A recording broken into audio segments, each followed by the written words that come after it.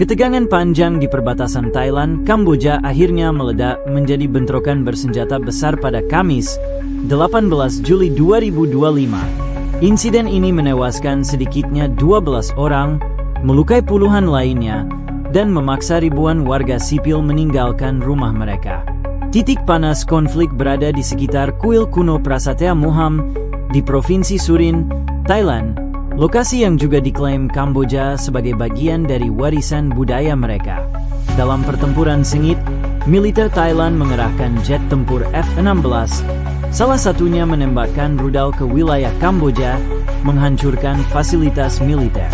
Wakil juru bicara militer Thailand, Richard Suksuanon, menegaskan bahwa serangan udara ini diarahkan pada target militer sesuai rencana. Namun, Thailand membantah tuduhan menjadi pihak pertama yang menyerang dan justru menuding Kamboja meluncurkan roket ke kawasan sipil di 4 provinsi Thailand.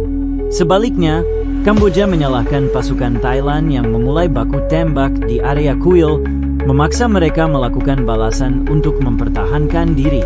Konflik ini dipicu oleh sengketa batas wilayah yang sudah berlarut selama puluhan tahun, dipersulit oleh peta kolonial Prancis tahun 1907 yang menjadi rujukan Kamboja, namun dianggap tidak akurat oleh Thailand.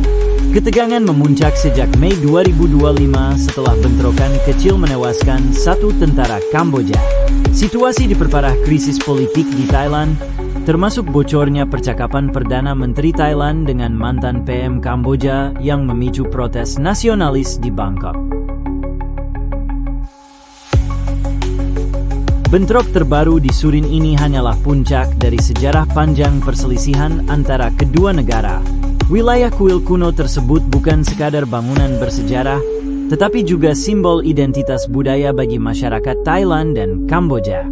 Penduduk setempat, baik di sisi Thailand maupun Kamboja, memiliki ikatan bahasa, sejarah, dan tradisi yang kuat, sehingga klaim kepemilikan situs tersebut semakin rumit. Dalam pandangan Thailand, peta kolonial yang dijadikan acuan oleh Kamboja cacat secara hukum dan mengabaikan fakta geografis. Sebaliknya, Kamboja berpegang teguh pada dokumen itu sebagai bukti hak sejarah mereka. Di tengah kondisi yang memanas, penempatan pasukan dan artileri berat di kedua sisi perbatasan semakin sering terlihat. Kontak senjata yang awalnya sporadis kini meningkat intensitasnya.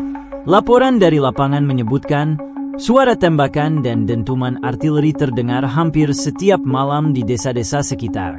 Masyarakat yang tinggal di wilayah tersebut terpaksa hidup dalam ketakutan, mengandalkan bantuan kemanusiaan, dan hanya berani keluar rumah di siang hari.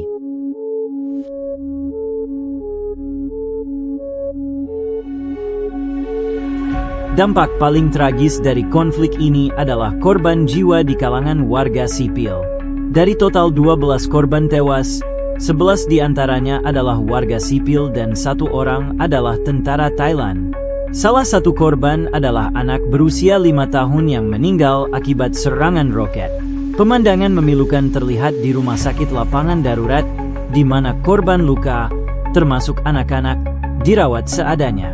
Sebanyak 24 warga sipil dan 7 tentara mengalami luka-luka, sementara ribuan orang dari Provinsi Surin, Sisaket, dan Buriram meninggalkan rumah mereka menuju lokasi pengungsian. Banyak yang hanya membawa pakaian di badan, meninggalkan lahan pertanian dan harta benda mereka.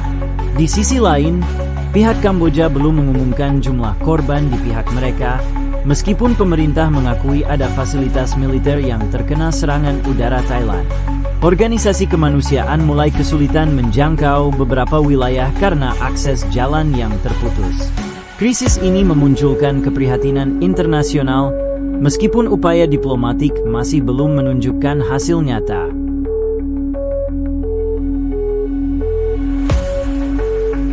Pemerintah Thailand menegaskan bahwa serangan udara yang mereka lakukan hanyalah respons terhadap provokasi Kamboja. Namun, pernyataan ini tidak menghentikan gelombang kritik dari berbagai pihak. Kelompok oposisi di Thailand menuduh pemerintah terlalu gegabah dan tidak mempertimbangkan keselamatan warga sipil. Di Bangkok, aksi demonstrasi besar digelar oleh kelompok nasionalis yang menuntut pemerintah bersikap lebih tegas dalam mempertahankan wilayah. Sementara itu, di Kamboja, media lokal memberitakan versi berbeda. Mereka menggambarkan Thailand sebagai agresor yang menyerang tanpa peringatan. Narasi ini memperkuat rasa nasionalisme di kedua negara, sehingga pembicaraan damai sulit dilakukan. Di lapangan, pasukan kedua pihak meningkatkan patroli bersenjata, sementara pos-pos militer diperkuat dengan kendaraan lapis baja. Baku tembak sesekali terjadi, memaksa warga yang belum sempat mengungsi untuk bersembunyi di rumah-rumah mereka. Sejumlah sekolah di perbatasan terpaksa ditutup, dan aktivitas ekonomi lumpuh. Beberapa jalur transportasi utama juga diblokir untuk mencegah infiltrasi. Situasi ini membuat organisasi kemanusiaan semakin sulit mengirim bantuan.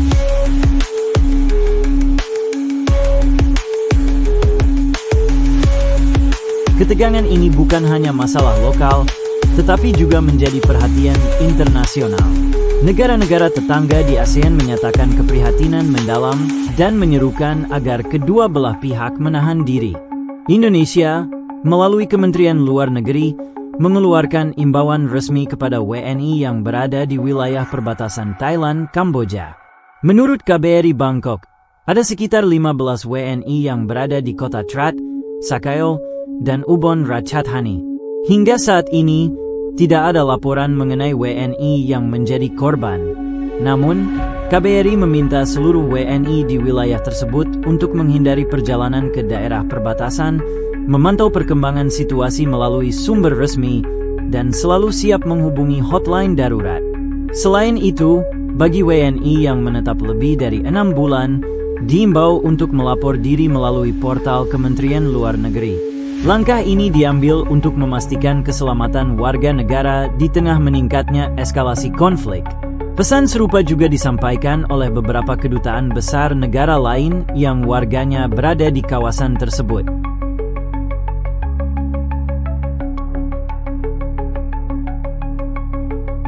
Selain korban jiwa dan kerugian fisik, konflik ini membawa dampak ekonomi yang signifikan. Wilayah perbatasan yang biasanya menjadi jalur perdagangan utama kini berubah menjadi zona perang. Pasar tradisional yang dulu ramai kini sepi, toko-toko tutup, dan pedagang kehilangan mata pencaharian. Harga barang kebutuhan pokok melonjak tajam karena pasokan terhambat. Petani tidak bisa mengakses lahan mereka karena khawatir terkena baku tembak atau ledakan. Banyak keluarga terpaksa bergantung pada bantuan kemanusiaan yang jumlahnya terbatas. Pengungsi yang berada di pusat penampungan mengaku kesulitan mendapatkan makanan bergizi dan air bersih. Anak-anak mengalami trauma psikologis akibat suara ledakan yang terus-menerus terdengar.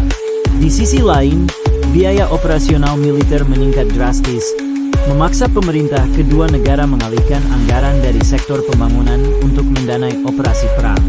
Kondisi ini menimbulkan kekhawatiran bahwa jika konflik berlanjut, pemulihan ekonomi akan memakan waktu sangat lama.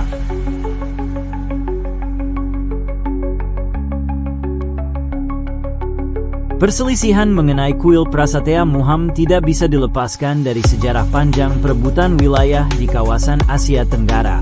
Situs ini memiliki nilai strategis, bukan hanya secara budaya tetapi juga militer. Letaknya yang berada di titik tinggi membuatnya menjadi lokasi ideal untuk pengawasan perbatasan. Inilah salah satu alasan mengapa kedua negara begitu bersikeras mempertahankannya.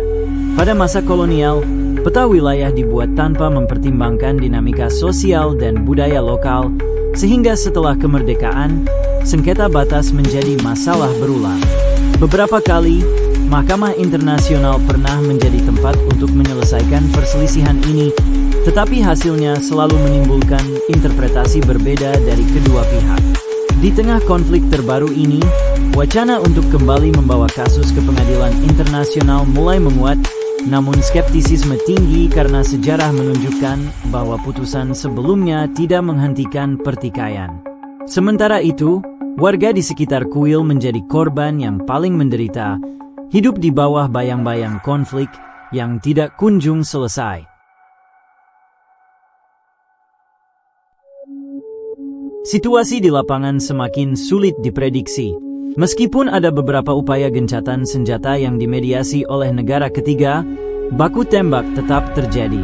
Kedua pihak saling menuduh bahwa pihak lawan melanggar kesepakatan. Di sisi Thailand, pos-pos militer diperkuat dengan tambahan pasukan cadangan dan persenjataan baru. Kamboja pun melakukan hal serupa dengan memobilisasi pasukan dari wilayah lain.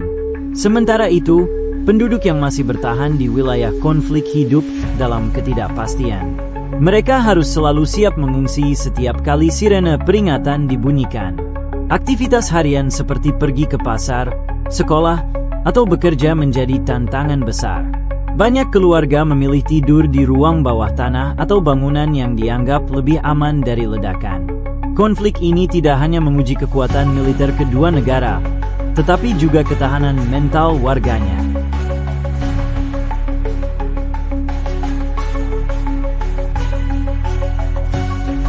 Media sosial memainkan peran besar dalam membentuk opini publik terkait konflik ini. Video dan foto dari medan perang menyebar dengan cepat, seringkali tanpa verifikasi. Akibatnya, informasi yang beredar kerap memicu kemarahan atau rasa takut di kedua belah pihak. Pemerintah Thailand dan Kamboja sama-sama memperketat pengawasan informasi, bahkan memblokir beberapa akun dan situs yang dianggap menyebarkan hoaks atau propaganda. Namun, langkah ini memicu perdebatan tentang kebebasan pers dan hak masyarakat untuk mengetahui informasi yang akurat. Di sisi lain, jurnalis yang mencoba meliput langsung di lapangan menghadapi risiko besar, termasuk ancaman keamanan dan kesulitan logistik. Beberapa organisasi media internasional mengirim tim khusus untuk memantau perkembangan, tetapi akses ke beberapa lokasi sangat terbatas karena alasan keamanan. Informasi yang tidak akurat juga menyulitkan organisasi kemanusiaan dalam merencanakan distribusi bantuan. Kedepan, masa depan wilayah perbatasan Thailand, Kamboja masih penuh ketidakpastian. Tanpa adanya kesepakatan damai yang kuat, konflik bisa kapan saja meledak kembali. Pengalaman dari perselisihan sebelumnya menunjukkan bahwa meskipun ada gencatan senjata, gesekan kecil di lapangan dapat memicu perang terbuka. Banyak pihak berharap ASEAN dapat memainkan peran yang lebih aktif, tidak hanya sebagai mediator, tetapi juga penjamin pelaksanaan kesepakatan damai. Sementara itu, warga di kedua sisi perbatasan hanya bisa berharap pada solusi yang mengakhiri penderitaan mereka. Anak-anak ingin kembali bersekolah tanpa takut akan ledakan, para petani ingin kembali ke ladang, dan pedagang ingin pasar kembali ramai. Namun, semua itu masih bergantung pada kemauan politik kedua negara untuk mengesampingkan ego nasional demi kepentingan rakyatnya. Jika tidak, sejarah sengketa kuil Prasetya Muham akan terus menjadi sumber luka yang diwariskan dari generasi ke generasi.